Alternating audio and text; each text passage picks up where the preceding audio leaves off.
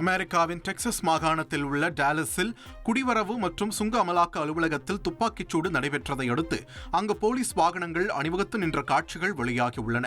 இந்த துப்பாக்கிச் சூட்டில் 3 பேர் காயமடைந்ததாகவும் துப்பாக்கிச்சூடு நடத்தியவர் சடலமாக மீட்கப்பட்டதாகவும் தகவல் வெளியாகிய நிலையில் அந்த பகுதியில் பாதுகாப்பு பலப்படுத்தப்பட்டுள்ளது.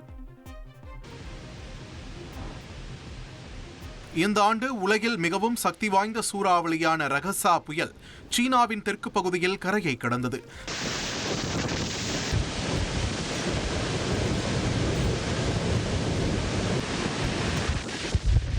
ரகசா புயல் காரணமாக பிலிப்பைன்ஸ், சீனா, ஹாங்காங் மற்றும் தைவான் ஆகியவை மிகவும் பாதிக்கப்பட்ட நிலையில் சீனாவின் குவாங்டாங் மாகாணத்தில் பெய்த கனமழையால் அந்த பகுதி முழுவதும் வெள்ளத்தில் தத்தளித்த காட்சிகள் வெளியாகியுள்ளன.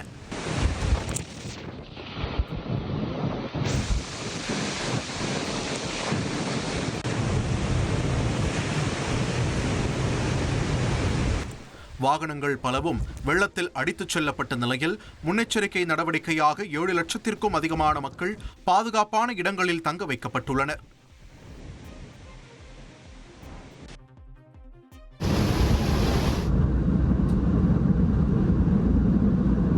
தைவானில் ரகசா புயல் தாக்குதலுக்கு இதுவரை 14 பேர் உயிரிழந்தனர், 129 பேர் மாயமாகினர். தைவானில் குவாங்ஃபோ பகுதியை ரகசா புயல் புரட்டி போட்டது. ஏரி நிரம்பி வழிந்து ஊருக்குள் தண்ணீர் புகுந்தது. பல இடங்கள் மண் சரிவு ஏற்பட்ட நிலையில் கார் உள்ளிட்ட வாகனங்கள் சேற்றில் சிக்கியுள்ளன.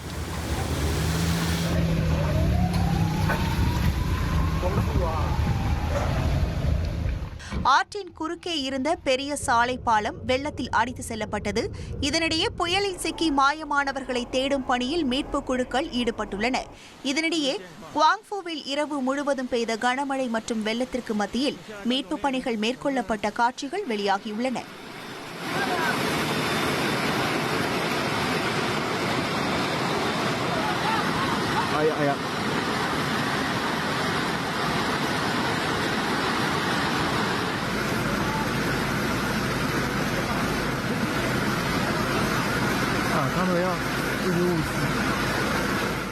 ட்ரெண்டை ஃப்ரெண்ட் ஆக்கிக்கோங்க. தந்தி டிவியின் சப்ஸ்கிரைபர்ஸ் அண்ட் ஃபாலோவர்ஸ் குடும்பத்தில் நீங்களும் இணையுங்க.